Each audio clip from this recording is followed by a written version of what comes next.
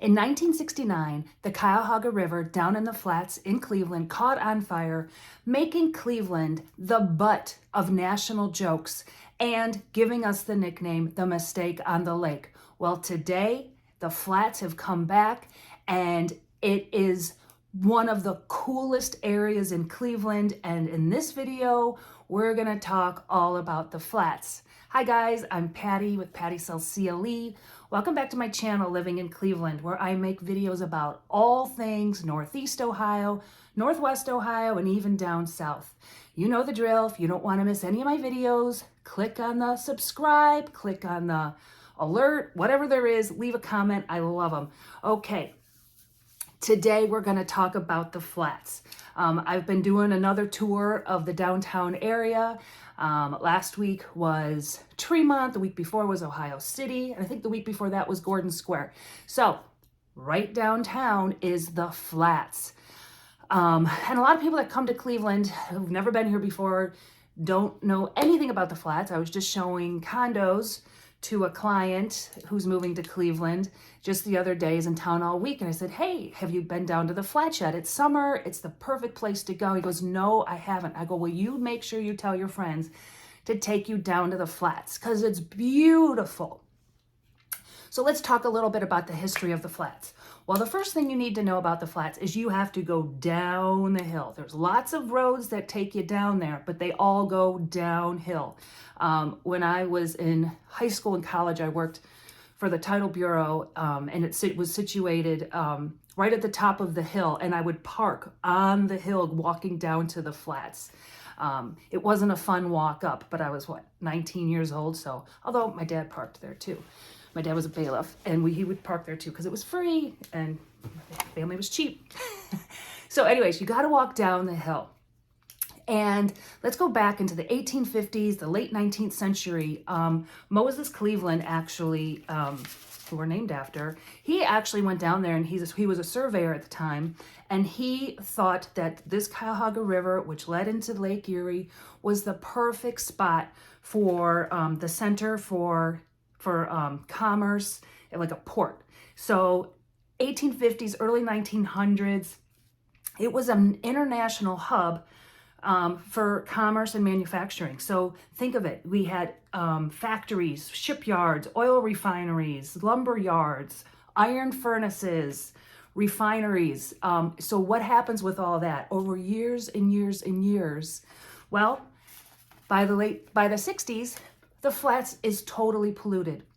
And in 1969, the Cuyahoga River caught on fire. Now, this has been going on, this at this time was going on all over the country. So why did Cleveland get such negative attention for this?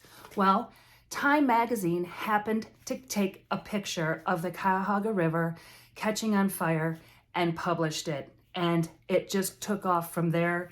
And the 70s growing up in Cleveland was awful. I mean, Johnny Carson would make fun of Cleveland everywhere. I remember just seeing in sitcoms, people would just make fun of Cleveland, the mistake on the lake. And directly it came from because our river caught on fire. So whatever, we've had to deal with it. So in the 70s, our mayor, Carl Stokes, who was like a beloved mayor, he was passionate about cleaning up the waterways. And he dedicated himself to this project. And because of his efforts, in 1972, the Clean Water Act was passed, and the EPA, the Environmental Protection Agency, was formed. So pretty cool. So some good things did come out of that. So now that the manufacturing is gone, in the late 70s, 80s, and 90s, the flats became party central. My dad and my uncles, there was a big bar right on the river, beautiful, called Fagan's. I think I've mentioned it before. In fact, in the basement, I have a framed t-shirt, a Fagan's t-shirt from St. Patrick's Day, 1984. And I practically grew up wearing Fagan's t-shirts. It was on the water, boats would come up. Yeah, my dad and my uncles, they all worked there. In fact, my one uncle, he got married there, which was kind of funny. Yeah, I sat on a bar stool while my aunt-to-be walked down. There was no aisle. It was just walked down past the bar. So pretty fun. It was a fun way to grow up.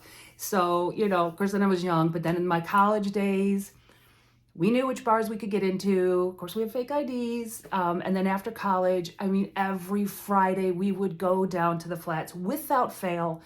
We would get there. We'd have my friend Mary's younger brother, Mike, would drop us off. We have to get there by 10 to 9. So we'd get all ready. And at 8:30, because we lived so close, we would get in the car and he would drop us off. And I can't remember the bar. Was it Jim's maybe? I can't remember where we would go. And I even asked my friend Mary, we're like, what was the name? We went there every Friday. We started it, and beers were $1, and we'd buy a 6-pack, and they would just put them in the box, and we'd walk around with our 6-pack thinking we were so cool. Like every Friday was the same. We would start at that bar, and they would play the same music. Like I can remember they played a Garth Brooks song. They played, I don't know, there was like 3 songs. We just did the same thing every Friday. Then we'd go to O'Connor's, which my dad was friends with the owner, whose name was Daffy, and we would have a black and tan, and then we would go across the street and we went somewhere else. Like we just had our little whatever. So lots of fun in the flats. They'd have these like river fests, and they would shut down the streets, and you can walk up and down with your beers. So much fun. Well, people started to have too much fun and started getting crazy because it's on a river, and yeah, it was party central, and I think somebody fell into the river and died, and a couple other incidents happened, and that was pretty much it.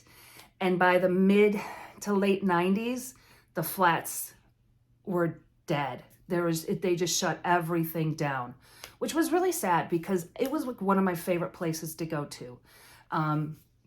Loved it. So pretty much for all the 2000s, there was nothing going on. They tried to revamp it a little bit. They had like a Dick's seafood place, Crab Shack or whatever, and it just never took off.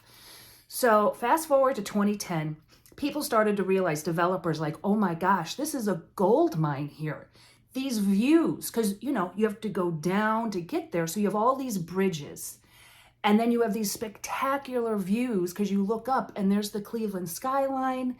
You go other way, you have a view of Lake Erie. There's just a stunning, and you're on the water. So a bunch of developers came together and they invested $750 million into making the flats what it is today. And what is it today? It's stunning. We now have housing down there. There's apartments right on the river. There's a couple. There's Aloft, which is a little bit sits higher on the hill, and Aloft houses Lago, which is a pretty chic restaurant. And all along the river, so now we have fancy places. We have like Punch Bowl Social is on the corner. There's a Margaritaville. There's Alley Cat, and you walk upstairs, you go on the roof, and it's right on the water. You can have oysters and all kinds of seafood. There's Lindy's Lake House, which is cool. And same thing with, and then there's Beerhead, which is, it's not like a brewery, but they have all kinds of different beers. And what's cool about these places, they have like space along the river, and they have like backyard games. They have like, you can play cornhole. They have all kinds of different things you can do. There's Collision Bend Brewery is down there. So just a ton of stuff to do, all higher class. Just, you're not going to get the young college kids crazy like what me and my friends were. It's a little more geared towards young professionals. I guess I was not considered a young professional. I graduated from college. Let's be honest. We were wild. Yeah, so that's the East Bank. And then there's a water taxi, and it's free, and you could hop over to the West Bank. And on the West Bank you have Shooters. Now, Shooters has always been there. When I was a Cleveland teacher, the last day of school, we would have, the teachers union would throw a big party. And I started teaching in 1998. So in 1998, the Fagans was actually still open. So it wasn't completely shut down, but that was about all that was open down there. Shooters across the river and Fagans, and that was about it. But my first couple years teaching, the last day of school party was at Fagans, and those were, oh my gosh, those were wild times. And then later on in the 2000s, they started having it at Shooters. So Shooters has always been there, and it's known for, I don't know, I always thought of it like that's where the boaters went, because it was always there. In fact, a boat exploded there. I can't remember when, but that made news. No fault to anything. It was just a tragic accident, but it happened right in front of Shooters. I don't know, I always thought it was like a little more upscale, but by the time the teachers union started having their teacher parties there, it was kind of getting a little gritty, sticky, and not so nice. But now they've spoofed it up. It looks nice. You have, oh, and then they made the powerhouse. So that was probably the first thing that they did, was bring in the powerhouse. And that was the one place to go. And that was probably the early 2000s. And that was like really cool. And you still have windows on the river there, which my daughter had prom. It's a really great venue for weddings. The Cleveland Aquarium is housed out of the powerhouse, which is so cool. You have Music Box Supper Club, which is like this, it's like an indie place where you can get dinner, and they have cool bands that come and play. I think there's still like a, it is, because we went there, like a strip club sort of place, but it's like high end. Can't remember the name of it, but we went to Music Box first, my stepsister and her boyfriend and my husband and I, and yeah, and then we went, it was my first time ever at a strip club. It was pretty funny. So anyways, at night, all the bridges are lit up. The city of Cleveland is lit up. It's absolutely beautiful. The Flats is so much fun. I love going down there on a summer day.